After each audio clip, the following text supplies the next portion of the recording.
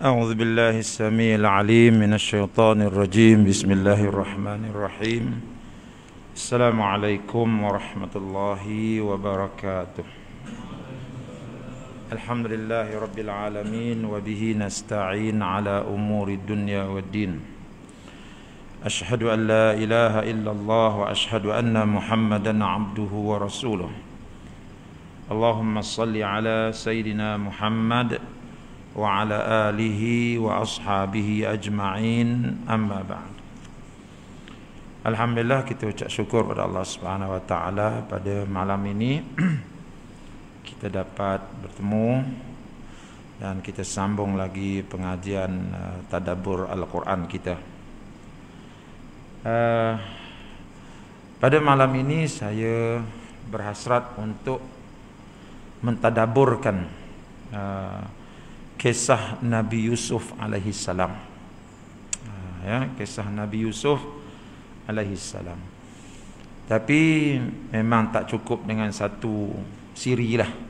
Dia memerlukan kepada paling tidak 8 siri.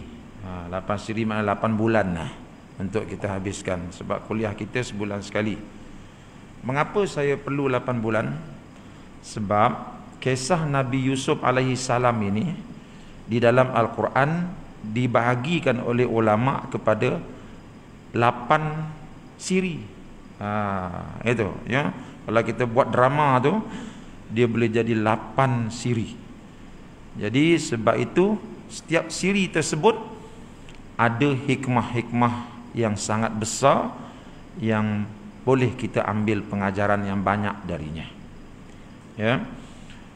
Jadi tuan-tuan yang dihormati sekalian, mari kita berkenalan dulu dengan surah Yusuf. Dia uniknya tuan-tuan, kisah Nabi Yusuf ini, penceritaan dia di dalam Al-Quran berlaku dalam satu surah sahaja.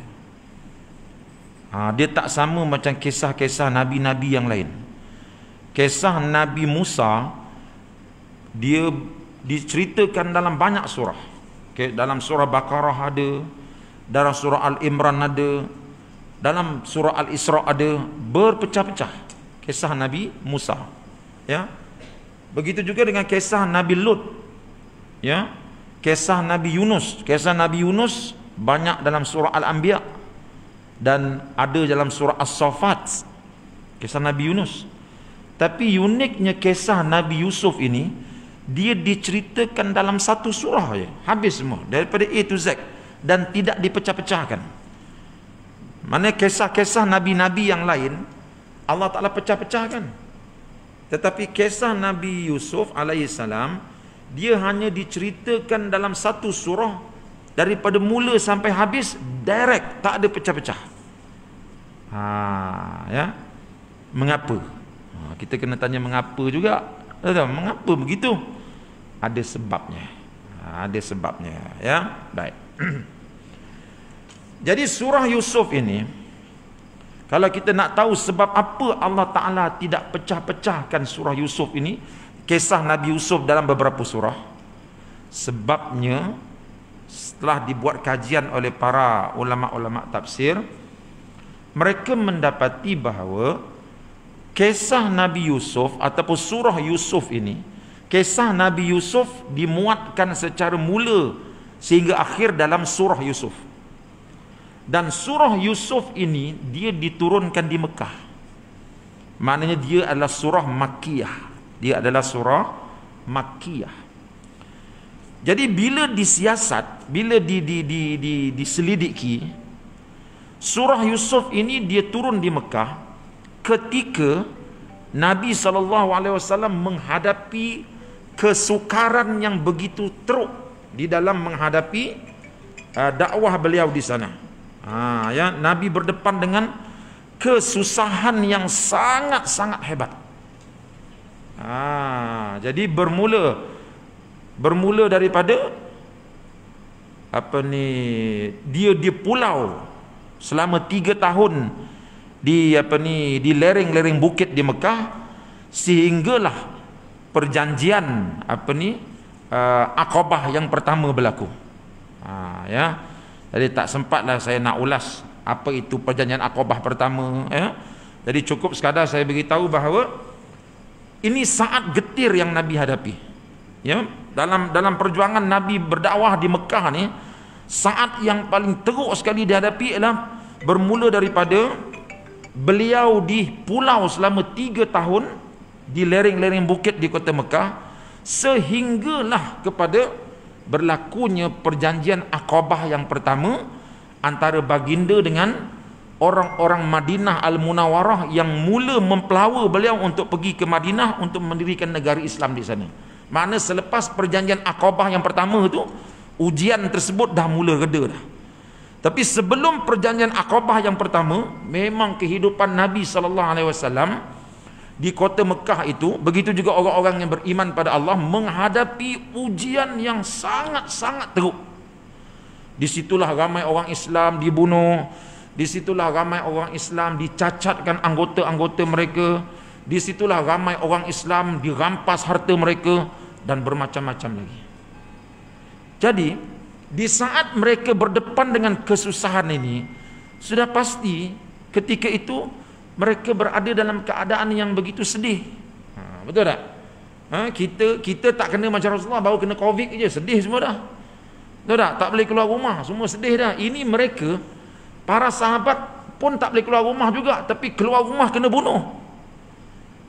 Apa tak? Pada masa tu, ya, memang ujian yang begitu hebat, sehingga mereka kadang-kadang melihat gerakan dakwah zaman Nabi itu dah terberhenti dah. Sampai begitu teruk tekanan yang dibuat oleh Quraisy, sampai para sahabat tengok, macam mana kita punya usaha dakwah ni dah terhenti ke? Sebab nak bergerak ke mana dah tak boleh dah. Bergerak ke kanan Abu Jahal, bergerak ke kiri Abu Lahab, bergerak ke depan Abu Sufyan, tak boleh buat apa dah. Jadi ketika suasana tekanan di kota Mekah itu begitu kuat, maka Allah turunkan surah Yusuf. Allah turunkan surah Yusuf. Dan surah Yusuf ini bila turun, Allah turunkan daripada mula Nabi Yusuf kecil sampai dia berjaya akhirnya menjadi seorang pemimpin berjaya di Mesir. Kan kisah Nabi Yusuf kan bermula daripada bagaimana dia dikhianati oleh saudara-saudara dia. Ya, saudara-saudara dia khianat dia sampai buang dia dekat dalam perigi, dia menderita hidup dalam perigi. Ya, kemudian diangkat, kemudian dibawa ke Mesir, walaupun dia diselamatkan oleh peniaga-peniaga yang datang berdagang tu, tetapi dia diselamatkan dan dijual sebagai hamba. Bayangkan tuan-tuan, daripada anak seorang nabi akhir sekali bertukar menjadi seorang hamba. Dalam ketika menjadi hamba tu, dia berdepan dengan ujian-ujian yang getir, di penjara, yang difitnah macam-macam. Nampak tu? Tetapi akhirnya dia mendapat kejayaan yang besar, menjadi menteri yang dipercayai, dan akhir sekali dia dapat kembali kepada bapa dia. Jadi dalam surah Yusuf ini Allah turunkan di kota Mekah di saat orang Islam berdepan dengan ujian yang begitu kuat. Jadi Allah nak beritahu kepada Nabi kita, nak beritahu kepada para sahabat, kamu sekarang kena uji. Betul. Sedih kan? Sedih. Kamu rasa macam dah tak mampu nak berjuang kan? Betul. Betul. Cuba kamu tengok apa terjadi kepada hamba aku Yusuf. Apa yang kamu alami pernah dialami oleh Yusuf alaihissalam. Para sahabat membaca kisah Yusuf. Baca. Wah, teruk dia kena. Macam tu. Kan? Tetapi akhir sekali Allah Ta'ala beritahu, tengok, walaupun dia teruk diuji, tetapi kesabaran dia tu menyebabkan Allah Ta'ala memberikan satu hadiah kepada mereka, iaitu kejayaan akhir sekali menjadi menteri yang berjaya di kota Mesir. Jadi Nabi kita dan para sahabat bila baca kisah Yusuf ini, mereka mendapat satu suntikan semangat untuk terus berjuang walaupun mereka berdepan dengan 1000 ujian. Nampak tu? Ya? Jadi ini kisah Yusuf ini turun sebagai untuk memotivasi Rasulullah supaya terus berjuang, jangan berhenti berdakwah. Memang dakwah ini dia punya sifat dia tidak akan diterima oleh orang. Nampak tak? Ya, bila kamu membawa dakwah ini, kamu akan menentang arus. Bila kamu menentang arus, maka kamu akan berdepan dengan kesusahan. Kadang-kadang arus yang datang itu begitu kuat. Kamu perlukan kekuatan untuk melawan arus tersebut. Kalau kamu tak kuat, kamu akan dibawa oleh arus. Tapi nak lawan arus ini, maka kesusahan akan dapat. Allah cerita kisah Nabi Yusuf. Sebab itu kata ulama, kisah Nabi Yusuf diturunkan daripada mula sampai akhir terus dalam satu surah, iaitu dalam surah Yusuf alaihissalam. Ya, jadi itu zaman mereka. Kita pula di zaman teknologi ini, penting kita mempelajari kisah Yusuf ini, kerana apa yang dihadapi oleh Nabi dihadapi oleh kita juga zaman sekarang. Nampak tu? Ya. Watil kal ayami nudawiluha bainan nas, kata Allah dalam Quran. Sejarah ini aku akan putarkan, kata Allah. Apa yang berlaku dulu kala, zaman moden ni akan diputarkan balik sejarah itu. Cuma pelakon-pelakonnya berbeza. Kalau dulu ada Fir'aun, sekarang ni ada Fir'aun juga. Cuma Fir'aun dulu nama Ramsis, Fir'aun sekarang taklah nama Ramsis, nama lain, tapi perangainya tetap Fir'aun. Kalau dulu ada orang sehebat Nabi Yusuf, yang sesabar Nabi Yusuf, zaman sekarang pun ada juga, tapi namanya taklah Yusuf. Kalau dulu ada orang-orang yang dengki, yang buat konspirasi terhadap orang-orang yang baik, seperti adik-beradik Yusuf alaihissalam, buat konspirasi tanpa belas kasihan, tanpa peri kemanusiaan terhadap adik dia yang kecil, yang tak berdosa. Sanggup dia campak adik dia dalam perigi. Ya, zaman sekarang pun ada juga.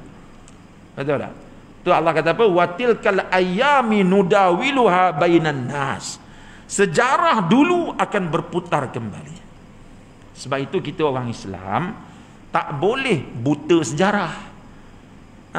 Kita kena baca sejarah. Sebab apa? Sebab Allah kata sejarah ni akan berputar. Jadi apa yang berlaku dulu akan berlaku sekarang. Jadi bila berlaku sekarang ni, kita tengok sejarah. Apa kesilapan orang dulu-dulu dalam berdepan masalah tersebut, kita jangan ulang lagi. Ini baiknya kita belajar sejarah. Ya, ada orang kata nak belajar sejarah, buat apa Ustaz? Itu sejarah tu orang yang dah mati, buat apa kita kaji? Tak. Kita mengkaji sejarah orang-orang dulu kala untuk mengambil iktibar, supaya kebaikan yang mereka buat tu kita boleh buat lagi sekarang, dan kesilapan yang mereka buat dulu kita jangan ulang lagi. Nampak tu? Jadi sejarah sangat penting. Sebab itu setiap hari dalam sembahyang kita bercakap tentang sejarah. Punya pentingnya sejarah dalam kehidupan orang Islam, sehingga setiap rakaat kita semayang, kita bercakap tentang sejarah. Di mana?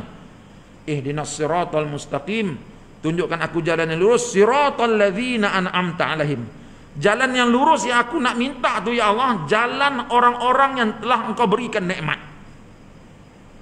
Nampak tu? Jadi kita kena belajar sejarah orang-orang yang telah diberikan nikmat. Kita nak ikut macam mana orang-orang soleh kalau kita tak belajar sejarah dia?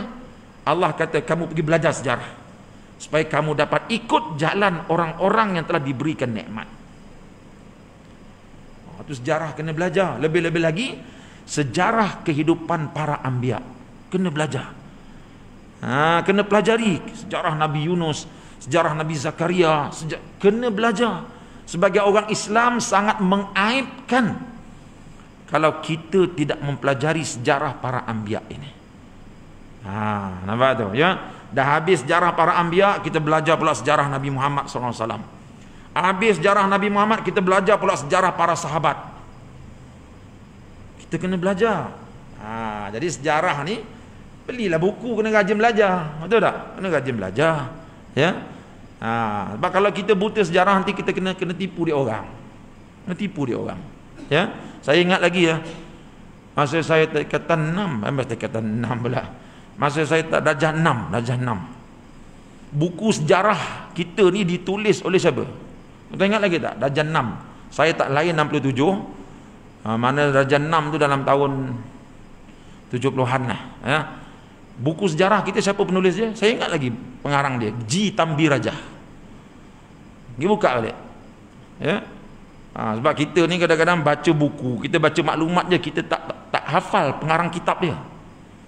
Saya yang jadi insaf tu, masa saya di Jordan, kitab punya tebal ni naik satu soalan aja, lecturer bagi. Kita baca, bagi nak mati baca, menghafal, punya tebal ni kitab. Soalan ni satu je. Siapa nama pengarang kitab ini? Pening kepala nak jawab. Apa tu? Kita tak apa nama pengarang kitab dia. Apa tu? Jadi sejarah masa saya Raja 6 dulu, pengarang kitab sejarah saya nama G. Tambi Raja. Dia susun sejarah macam mana tu? Mula-mula kita belajar Stanford Raffles. Betul tak? Stanford Raffles. Kemudian Francis Light. Lepas Francis Light kita belajar George Washington. Lepas George Washington ingat lagi Florence Nightingale. Florence Nightingale pun kita belajar sejarah dia. Itu di muka surat depan tu. Tapi di belakang waktu dah bulan 10, bulan 11 kan sekolah dah nak habis dah. Masa tu baru jumpa sejarah Nabi Muhammad sallallahu alaihi wasallam. Cuba buka buku sejarah masa tahun 70-an dulu. Gitulah. Ada. Macam mana G. Tambi Rajah boleh jadi penulis sejarah kita?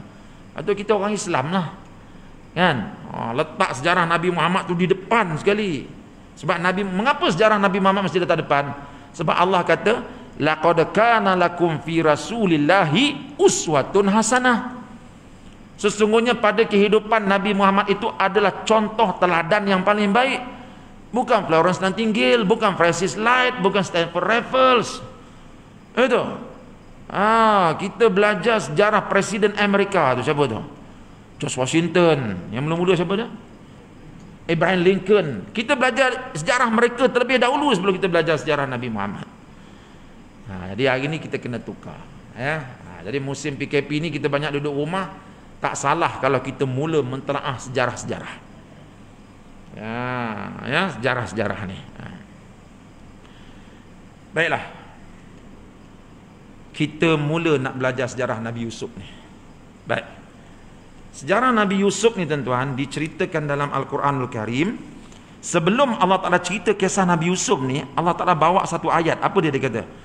Nahnu naqussu alaika ahsanal qasasi bima auhayna ilaika hadzal Qur'an wa in kunta min qablihi laminal ghafilin. Kami ceritakan kepada kamu wahai Muhammad sallallahu alaihi wasallam seindah-indah cerita dengan jalan kami wahyukan kepadamu Al-Quran ini. Jadi kisah-kisah dalam Al-Quran ini Allah kata apa?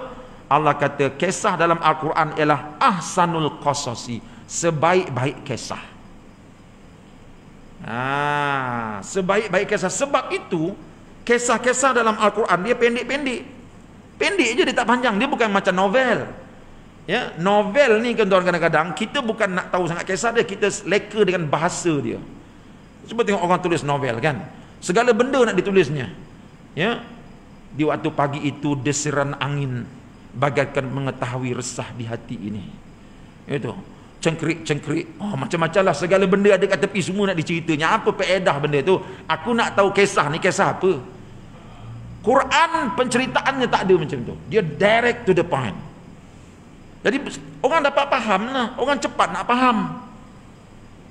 Jadi memang dalam Quran ada penceritaan, tetapi penceritaannya ringkas. Sebab apa? Tujuannya untuk kita mengambil iktibar daripada kisah itu.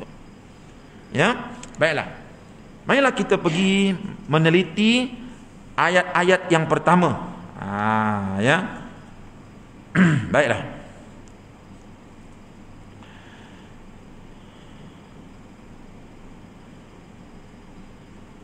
Allah Subhanahu wa taala sebut dalam ayat yang keempat.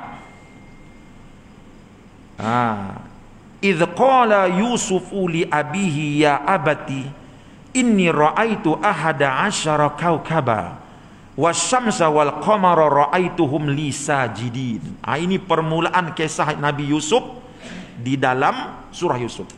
Itu ayat 4. Dalam ayat yang ketiga tadi Nabi kata apa? Allah kata apa? Aku nak ceritakan kepada kamu sebaik-baik kisah. Dalam itu ayat ketiga. Ayat keempat terus Allah Ta'ala cerita tentang kisah Nabi Yusuf alaihissalam. Baik, kisah Nabi Yusuf bermula dengan apa? Dengan ingatlah peristiwa tak terkala Nabi Yusuf berkata kepada bapanya, wahai bapaku, sesungguhnya aku mimpi melihat 11 bintang dan matahari serta bulan. Aku melihat mereka tunduk memberi hormat kepadaku. Nabi Yusuf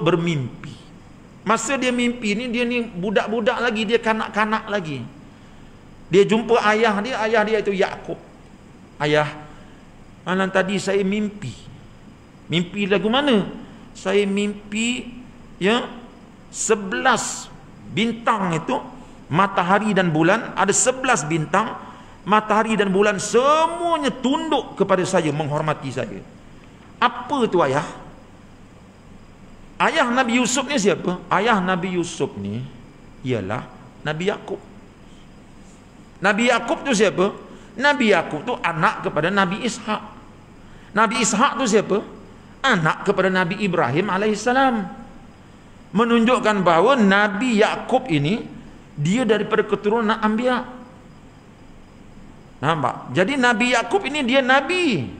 Anak dia beritahu dia, "Ya, saya mimpi ya." Agaknya Nabi Yakub tahu tak takwil mimpi itu? Sudah tentu dia tahu sebab dia Nabi. Ya, dia tahu ini satu ilham daripada Allah. Sebab kalau orang dah jadi Nabi yang turun daripada Allah, namanya wahyu. Kalau orang tu belum jadi Nabi, kalau dia turun daripada Allah, itu namanya ilham. Dan ilham ini Allah Ta'ala banyak beri kepada orang-orang yang soleh. Macam mak Nabi Musa. Mak Nabi Musa dia bukan Nabi. Ketika Fir'aun, ketika dia melahirkan anak, Fir'aun keluarkan satu undang-undang, anak lelaki kalau lahir bunuh. Ketika itu Allah kata apa? Wa auhayna ila ummi Musa an alqihi fil yammi. Kami wahyukan. Dalam ayat itu dia kata wahyu, tapi bukan wahyu sebab mak dia perempuan, mana ada nabi perempuan. Diterjemahkan kami ilhamkan kepada ibu Nabi Musa supaya letakkan anaknya di dalam tabut, dalam kotak, dan hanyutkan dia ke sungai. Mak Nabi Musa dapat ilham. Begitu juga Nabi Yusuf. Masa ini Nabi Yusuf belum lagi jadi Nabi lagi, dia kasih kanak-kanak. Allah Ta'ala ilhamkan kepada dia satu mesej yang sangat penting. Apa dia? Bahawa 11 bintang beserta matahari dan bulan sujud tunduk kepada dia sebagai menghormati. Nampak? Nabi Yakub, bapa dia ni dengar, dia dah dapat tangkap satu perkara dah. Dia dah dapat tangkap satu perkara. Apa dia? Dia kata budak ni ada masa depan yang sangat cerah ni. Budak ni Nabi. Budak ini Nabi. Budak ini Nabi. Dia dah nampak dah. Apa kata Nabi Yusuf? Nabi Yakub, qala ya bunai la taqsus ru'yaka ala ikhwatika fayakidulaka kaida. Inna syaitana lil insani aduwwum mubina. Lalu bapanya berkata, wahai anakku, janganlah engkau ceritakan mimpimu kepada saudara-saudaramu, kerana aku khawatir mereka akan menjalankan sesuatu rancangan jahat terhadapmu. Sesungguhnya syaitan adalah musuh yang nyata bagi manusia. Kata bapak dia, Sob, kamu jangan cerita benda ni kepada abang-abang kamu. Maksud saudara-saudara kamu tu siapa dah? Abang-abang kamu. Sebab apa saya kata abang? Sebab Nabi Yusuf ni dia anak yang nombor 2 bangsu. Nabi Yakub ni dia ada 12 orang anak. Ya. Jadi anak dia yang bangsu tu nama Bunyamin. Sebelum Bunyamin ada abang dia Yusuf. Ya. Jadi 2 orang. Jadi mana ada 10 lagi abang dia yang besar-besar ni. Kata Nabi Yakub, kamu jangan cerita kepada saudara-saudara kamu. Sebab ayah takut nanti mereka buat rancangan-rancangan jahat untuk merosakkan kamu. Maknanya Nabi Yakub dah faham dah. Apa Nabi Yakub faham? Nabi Yakub faham bahawa anak-anak dia yang 10 ni, anak-anak dia yang 12 ni, semuanya Bani Israel. Nampak tak? Nabi Yakub ni, daripada Nabi Yakub lah datangnya Israel. Bila sebut Israel ni ialah Nabi Yakub lah. Il tu maknanya Allah. Il tu makna Allah. Isra tu makna hamba. Jadi Yakub ni dia Israel, hamba Allah. Ya, kita Allah tu kita panggil Allah lah. Ya, dalam bahasa Ibrani Allah tu dia panggil Il.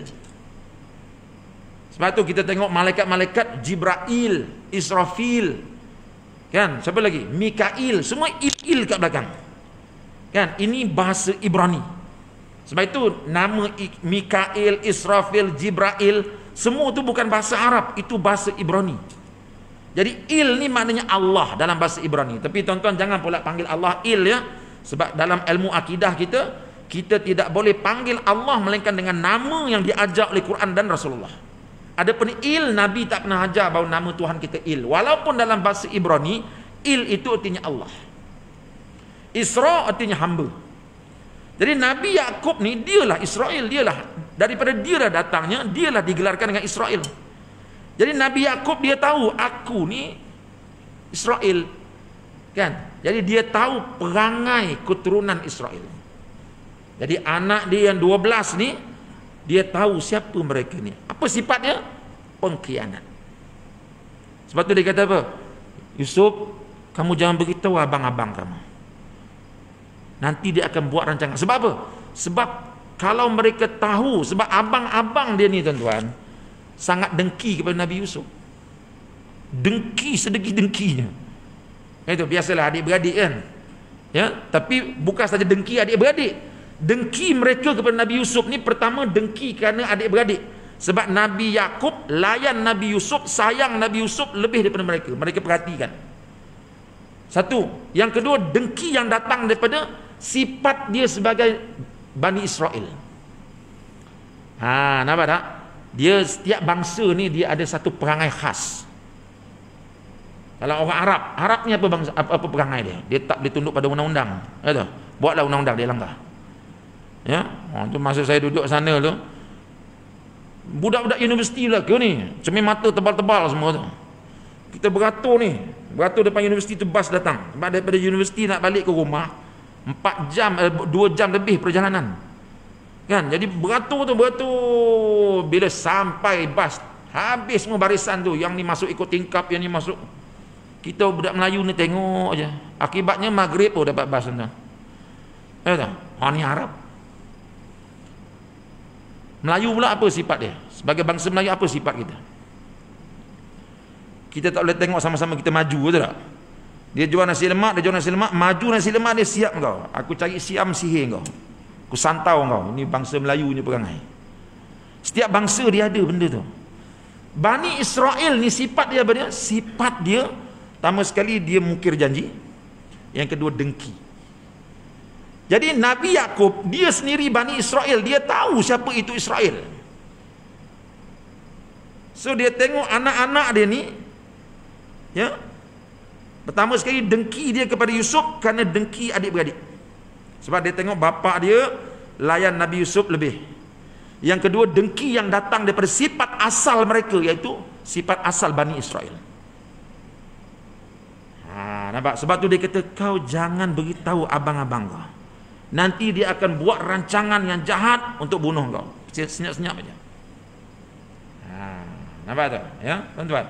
Saya nak cerita sikit sebelum saya pergi jauh. Macam mana abang-abang dia ni tergamak nak boleh bunuh dia. Dia sebenarnya ada cerita panjang. Tidak diceritakan dalam Al-Quran, tetapi kita ambil daripada tafsir-tafsir. Ya, dia asalnya Nabi Yakub ni zaman muda dia. Dia minta izin daripada bapa dia. Dia kata, ayah, Nabi Ishak lah bapa dia. Saya nak pergi rumah pak cik dah.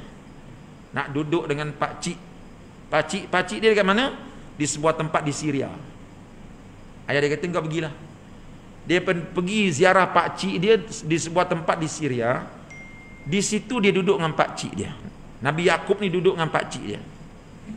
Duduk, pak cik dia ni ada 2 orang anak perempuan. Pak cik dia ada 2 orang anak perempuan, dua-dua comel. Walau sebagai lelaki sudah tentulah tuan-tuan kan, kita pun ya, dia pun beritahu pak cik dia, pak cik saya pun dah datang sini itu. Boleh tak saya nak kahwin dengan tu anak pak cik? Engkau nak yang mana? Nak yang bongsu. Ya, 2 beradik. Ya, satu nama Rahil, satu nama Ila. Rahil ni adik, Ila ni kakak. Tapi Rahil lagi comel daripada Ila. Kata Nabi Yakub, cik, saya nak kahwin dengan anak pak cik. Itu. Sebagai Nabi, dia gentleman. Betul? Dia nak, dia cakap nak. Saya nak kahwin dengan anak pak cik. Yang mana kau nak? Saya nak yang adik. Kata pakcik dia, boleh, engkau boleh kahwin dengan anak aku, tapi syarat engkau kena khidmat di kebun aku selama 7 tahun. Kau jangan balik Baitul Maqdis. Sebab Nabi Ishak duduk di Baitul Maqdis, Nabi Yakub ni orang Baitul Maqdis. Kau jangan balik kampung kau, duduk di kampung aku di Syria ni, kau khidmat aku 7 tahun. Cukup 7 tahun, itulah mahar kahwin kau dengan anak aku. Boleh pakcik, saya duduk 7 tahun tuan-tuan dia khidmat kepada pakcik dia. Cukup 7 tahun, pakcik dia kata, dah cukup dan kau boleh berkahwin dengan anak aku. Suka Nabi Yakub. Tapi pakcik dia ni dia bagi kakaknya, tak bagi adiknya. Nah, kau kahwin dengan si Ila ni. Nabi Yakub kata, mana pakcik, saya 7 tahun nunggu sini, 7 tahun itu buat kebun, buat itu, nak kahwin dengan si Rahil. Pakcik bagi si Ila pula ni kakaknya, saya nak adiknya. Kata pakcik dia, ikut adat kami tak boleh langkah bendul. Macam kita orang Melayu boleh langkah bendul kan, cuma kena bayar lebih lah, betul tak? Ya? Kami tak boleh, adat kami tak boleh langkah bendul. Kau nak ambil, tak nak ambil, aku tak boleh buat apa. Kata Nabi Yakub, tak apa lah, saya ambil kakak pun kakak lah. Dia kahwin dengan si Ila ni. Kahwin dengan Ila, kahwin punya kahwin, dah hati bila dah cinta tuan-tuan, hati bila dah nak, betul tak? Sebab dalam hati cinta pertama dia dengan si Rahil, bukan dengan si Ila. Ini bahaya cinta pertama ni, kan?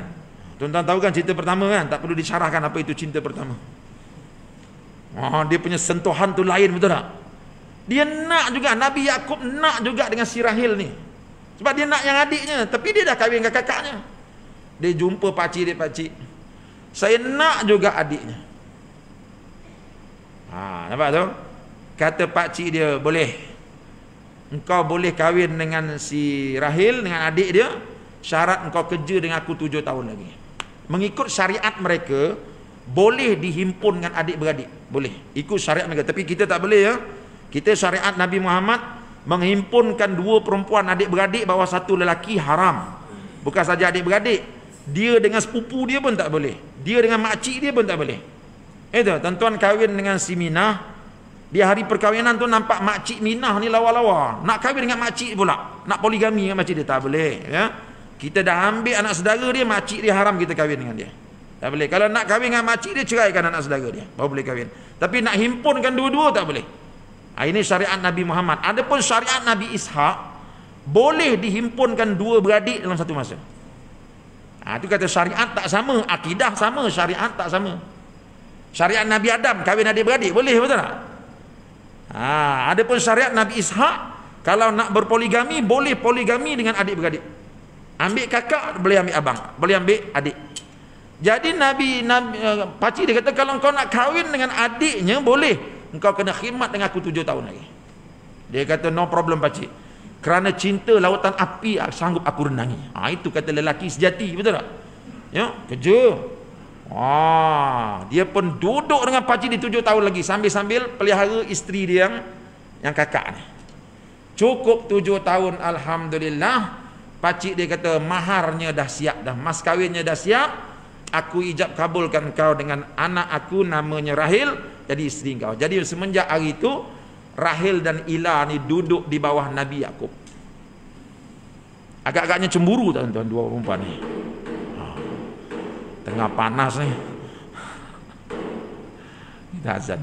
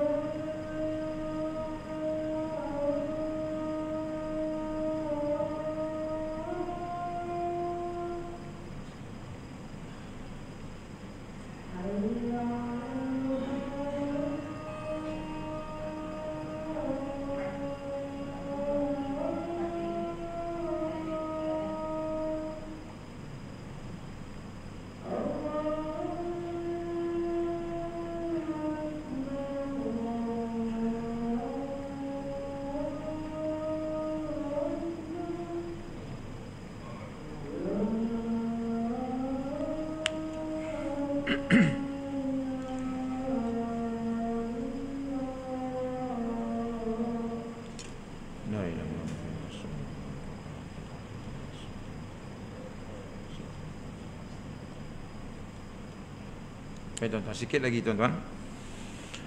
Jadi mereka pun berkahwin dengan takdir Allah. Kahwin dengan kakak dapat 6 orang anak.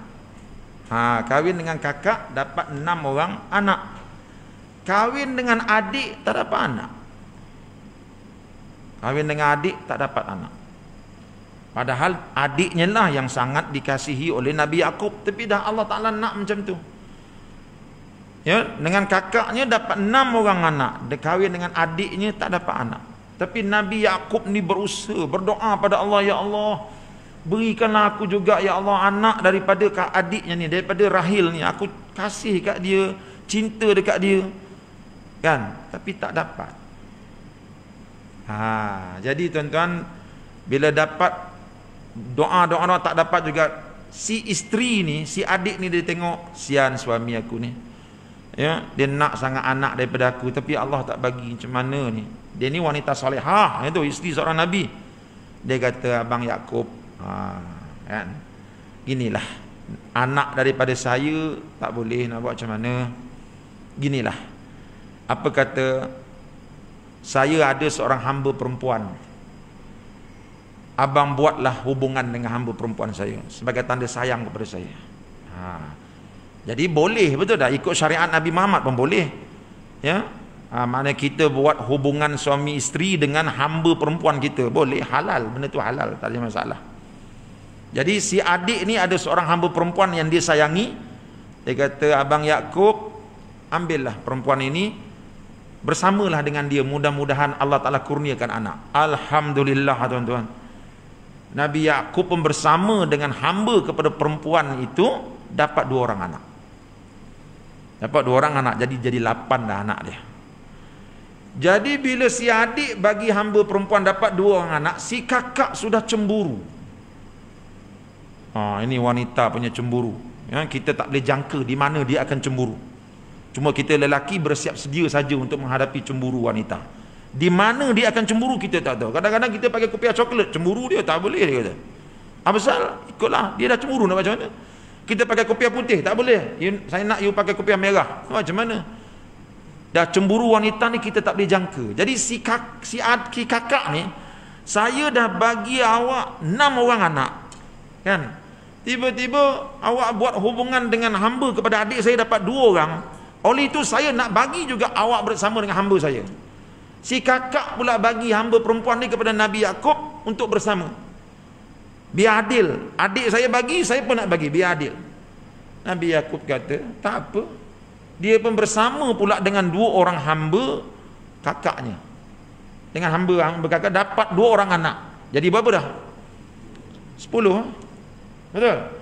6 daripada kakak, 2 daripada hamba adik dia, 2 daripada hamba kakak dia. Jadi 10 orang anak dah. Jadi bila dapat 10 orang anak tuan-tuan, itulah kuasa Allah. Tuan, ini kuasa Allah. Si adik ni oleh kerana baiknya dia, Allah Ta'ala perkenankan juga akhir sekali, si adik yang disayangi oleh Nabi Yaqub ni, yang dulu tak dapat lahirkan anak, mengandung. Bila mengandung tuan-tuan, agak-agaknya melompat dah Nabi Yaqub. Ohnya suka Nabi Yaqub mengandung, keluar Nabi Yusuf alaihissalam. Kalau tuan-tuan lah duduk di tempat Nabi Yusuf, sayang tak dekat duduk di tempat Nabi Yaqub, sayang tak dekat Nabi Yusuf. Nabi Yusuf ni datang daripada zuriat perempuan yang dia kasihi, yang dia dah tunggu lama lah. Dia dah tunggu lama dah. Keluar Nabi Yusuf. Oh, dia punya sayang tuan-tuan. Ya. Kemudian tak lama lepas tu adiknya mengandung lagi. Itu yang keluar Bunyamin. Jadi bermakna masa Nabi Yusuf lahir, masa Bunyamin lahir, Nabi Yusuf ni dah tua. Sebab kan lama ditunggu tu. Jadi abang-abangnya dah besar. Jadi Nabi Yusuf ni, bila Nabi Yaqub bila dapat Nabi Yusuf, hati dia punya sayanglah kepada Nabi Yusuf ni. Jadi sayangnya dia kepada Nabi Yusuf tidak menafikan tanggungjawab dia kepada anak-anak dia yang lain. Nak buat macam mana kan kalau tuan-tuan jadi Nabi Yakub pun akan sayang juga pada Nabi Yusuf ni, betul tak? Anak yang kita tunggu lama, tiba-tiba Allah Ta'ala bagi. Nampak tu? Kebetulan pula tuan-tuan, Nabi Yusuf ni muka dia cantik, wajah dia tu cantik, agak-agaknya tuan-tuan lah, itu dapat anak secantik Nabi Yusuf, agaknya sayang tak? Agaknya pergi kenduri mana-mana bawa ni seorang je, betul tak? Yang lain anak aku bawa anak ni, itu. Nabi Yusuf ni comel. Jadi Nabi Yakub sebagai seorang manusia, dia tidak boleh menghalang diri dia untuk lebih menyayangi Nabi Yusuf. Sebab dia comel, kemudian datang daripada zuriat wanita yang dia sayangi, yang dia dah tunggu lama dah.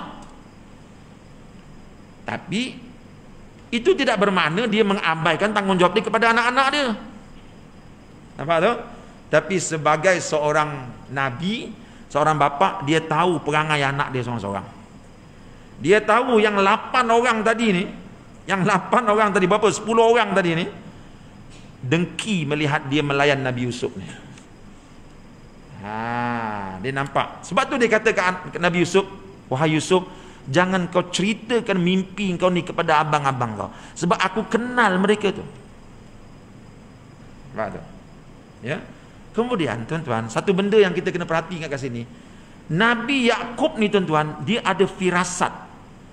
Dia tengok Nabi Yusuf ni, bila dia cerita tentang mimpi itu, dia dah dapat perasan dah, budak ni akan jadi nabi. Budak ni akan jadi nabi. Bila dia nabi dimusuhi oleh Bani Israel. Jadi anak dia yang 8 orang ni, yang 10 orang ni Bani Israel ni. Maka tidak mustahil mereka akan bunuh adik dia, sebab sifat Bani Israel, mereka membunuh para nabi. Sebab tu dia kata, kau jangan beritahu mereka ni, memang mereka ni abang kau, tetapi mereka ni Bani Israel. Bani Israel ni kau jangan percaya.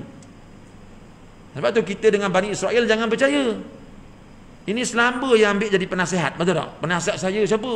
Ni daripada Israel. Gila. Quran mengajar kita, Nabi Yakub tak percaya pada anak dia. Sebab apa? Itu anak dia tu, sebab itu Bani Israel, anak dia. Tapi oleh kerana Bani Israel, Nabi Yakub pun tak percaya, walaupun anak dia. Ada benda jahat dia akan buat ni. Memang betul, tak lama lagi kita tengok apa dia buat. Tapi masa dah tak ada, tak boleh cerita lah. Kena tunggu bulan depan pula. Jadi tuan-tuan, bila dia cerita tu, Nabi Yakub dah nampak dah. Inilah kehebatan seorang pendidik tuan-tuan. Ya, kehebatan seorang pendidik, dia nampak budak ni ke sini, ada talent dia untuk jadi itu. Kan, tuan-tuan pun tengok anak kita 10 orang, nampak tak yang ni macam ni? Kita nampak, betul tak? Ya, saya guru tuan-tuan, saya guru mendidik anak-anak murid di tahfiz ni. 100 orang anak murid kita boleh nampak. Setahun 2 tahun dia belajar dengan kita nampak ni budak ni tok guru ni. Budak ni tok guru. Budak ni tok guru, budak ni tok guru. Kita boleh nampak. Kan, bila kita hajar dia punya tangkap tu tuan-tuan, macam ikan lapar. Biasa bagi ikan lapar makan. Kita campak tu. Ada budak-budak yang kita guru ni kita nampak. Budak ni bagi saya 3 tahun lagi insya-Allah. Hebat ni. Tapi sayang mak bapak tak faham. Itu dah sekolah tahfiz ni masalah dia. Ya tu. Dia hantar anak dia supaya jadi baik. Masa sebelum dia hantar tu, anak dia haru biru tu. Dia hantar sekolah tahfiz suruh kita didik. Bila kita didik, kita nampak anak dia ni ada talent jadi tok guru.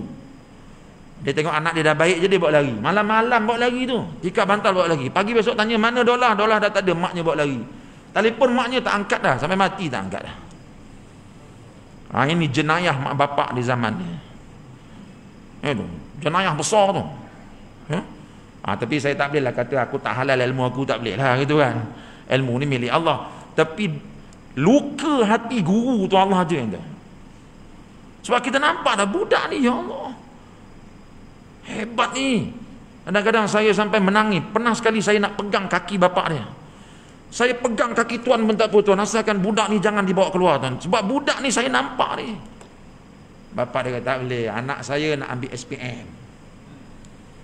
Astagfirullah. Saya kata SPM ni memang kena ambil tuan, tapi nantilah dia habis satu-satu dulu. Dan anak saya nak ambil SPM. Tak apalah, dia berhenti. Anak dia ambil SPM, nanti lepas SPM dia datang. Tahun depan lepas SPM dia datang, rambut dah panjang ni tuan.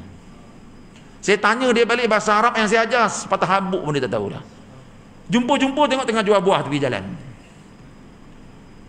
Menangis tuan-tuan. Saya bila tengok anak-anak yang saya didik, yang saya nampak ada talent jadi ulama ni, tiba-tiba jual buah tepi jalan, menitik air mata. Bukanlah salah jual buah tu, bukan hina jual buah, tapi bukan tempat ini. Tempat jual buah ni bukan tempat kau tempat kau jadi ulama, tapi bapa engkau tak faham. Ini jenayah besar bapak-bapak dan ibu-ibu di zaman ini. Ya, kita rasa kita budak tu anak kita, kita boleh buat apa suka. Kita ketepikan guru ni. Sebab tu saya malah ambil yuran tuan. Sebab bila kita ambil yuran, dia rasa dia besar. Sebab tu tempat saya ada duit, bayar. Tak ada duit, tak payah bayar. Belajar je. Duit saya cari. Itu saya jual kopi malam-malam tu, jual kopi. Nak tanggung budak-budak ni. Sebab kita kutip yuran, nanti mak bapak jadi besar kepala. Boleh tarik anak dia. Sekarang ni yuran tak payah bayar. Tapi jangan tarik anak. Saya nak didik anak awak sampai jadi ulama. Itu. Jadi alhamdulillah, guru ni dia nampak tuan-tuan. Nabi Yakub dia nampak. Nabi Yusuf ni dia jadi nabi ni. Sebab tu dia jaga betul-betul. Tapi adik-beradik dia tak nampak benda tu. Adik-beradik dia yang nampak apa? Ayah kita ni fi dhalalim mubin. Tuan-tuan baca ayat seterusnya. Dia kata apa? Ayah ni sesat ayah. Sebab apa? Ayah sayang Yusuf lebih daripada kami. Nabi Yakub dia katanya sesat tuan-tuan. Ini Bani Israel. Ya. Baik. Apa sebab dia kata Nabi Yakub ni sesat? Panjang lagi kalau kita kisahkan. Itu cukuplah sekadar itu tuan-tuan. Nanti kita jumpa bulan depan. Ya. Panjang lagi. Ya. Panjang lagi. Tapi saya kisah Nabi Yusuf yang paling saya rasa tragedis ni tuan, bila dia digoda oleh Zulaikha. Itu. Tapi Zulaikha tu sebenarnya tipu tuan-tuan. Mana ada Zulaikha? Perempuan yang goda Nabi Yusuf nama dia bukan Zulaikha. Namanya siapa? Kita tak tahu. Quran tak cerita nama dia siapa. Daripada mana dapat Zulaikha tu pun saya tak tahulah. Itu. Dan ada pula kata Zulaikha ni dia jadi muda balik katanya. Dia dah tua nanti jadi muda balik. Bila saya cek dalam Quran tak ada pula kisah tu. Itu. Inilah campuran kisah-kisah Israeliat yang ada di meja-meja syarahan kita. Sebab itu penting kita dengar kisah Nabi-Nabi ini, ya, kisah Nabi-Nabi ini supaya kita dapat daripada sumber yang betul. Nampak tu ya. Jadi saya rasa cukup sekadar itulah tuan-tuan. Bulan depan kita sambung lagi. Di mana kita berhenti tadi? Dia jumpa bapak dia beritahu, aku bermimpi ya Allah. Mengapa 10? Agak-agaknya tu mengapa dia kata 10 bintang? Kan 10 adik-beradik tadi, betul tak? Mengapa dia kata matahari dan bulan? Itu kita jawab pada bulan akan datang insya-Allah ya. Sekianlah saja. Aqulu qauli hadza wa astaghfirullahal azim li wa lakum. Assalamualaikum warahmatullahi wabarakatuh. Bismillahirrahmanirrahim. Alhamdulillahirabbil alamin wassalatu wassalamu ala Rasulillah wa ala alihi washabbihi ajmain. Allahumma a'inna ala dzikrika wa syukrika wa husni ibadatik. Rabbana atina fid dunya hasanah wa fil akhirati hasanah wa qina adzabannar. Walhamdulillahirabbil alamin.